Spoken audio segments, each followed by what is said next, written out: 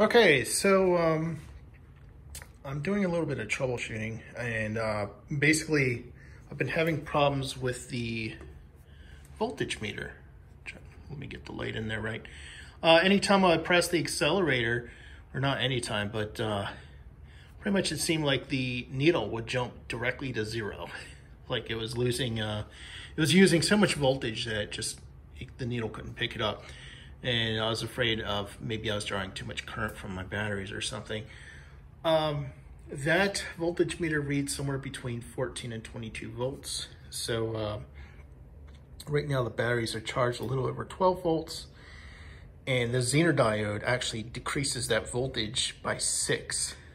So 12, that'll be 24.5 or something like that. Take away 6, it's gonna be like 16.5. So that's about 16.5 registered on that meter, I believe. Cannot guarantee it, but that's the impression I have. And that's all done with that Zener diode to decrease the voltage to be compatible with the voltage meter. So I've written a whole article of my adventures with that. But I also found out today, wiggling that around actually has an effect on the voltage meter. So I'm wondering if that could be why the voltage meter drops to 0 while I'm driving, or if I'm just using too many amps. So you'll notice I'm actually lighting this car up with the little light here. I got this little cheap job from Harbor Freight for free. And you can even have a regular little flashlight. The other thing I did at Harbor Freight, this was a recommendation from the C-Cars group on Facebook. And they were saying, you know, if you really want to figure out what's going on with your battery, see if they're good, even if they're at full capacity, is to use a battery load tester. And pretty much this thing puts the batteries under a 100 amp load using a resistor, and it's a voltmeter. So, you know, it'll tell you the regular voltage is good, and then when you actually test it by turning it on, it'll see the cold cranking amps or the numbers like 1,800, 600, 400, 200 over there.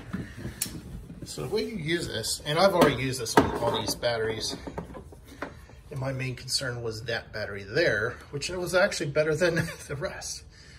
These batteries are rated for 700 cold cranking amps. So you're gonna see between 6 and 800. If it goes farther to the left than in between those two into yellow or the red section, well, your battery's not doing so good. All these batteries hold a charge. That's not the problem. It's what happens when they're under load. So I'm just gonna connect that up to positive, and then I'll take this one and connect it up to negative.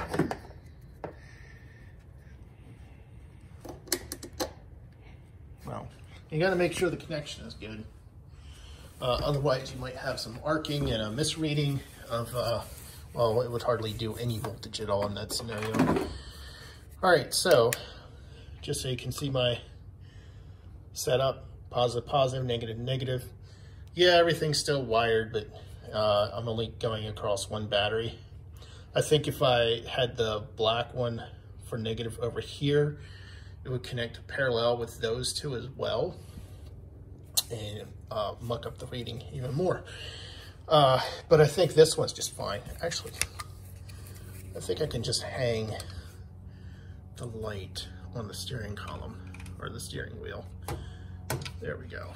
And I'll twist it around here. There we go. We got some clarity now.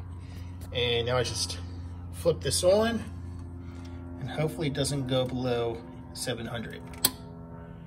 And what do you know? 800. You only keep this on for no more than 10 seconds. You might smell something. Yeah, I can smell something, but the longer you have it on, the worse it's gonna smell. It's gonna get hot. And that's pretty much what's happening is, yeah, I can feel the heat on that. It's just a heating element, pretty much, is what you're looking at. You know, it's turning energy into heat. as the load. So everything looks good. Still troubleshooting what's going on there. Mainly troubleshooting charging the batteries. That red wire, I believe it is live from the charger, but I'm not reading any amps. I've got a clamp meter coming in the mail. I already had one the other day that just wasn't working at all on anything, not just the car. It couldn't read amps on anything at all. And yes, I did try single wires everywhere. All right, so that's that. And I'll just keep posting little videos so you guys can follow along in my little mishaps and thinking and troubleshooting and ideas, and you can figure out whatever you need to figure out maybe.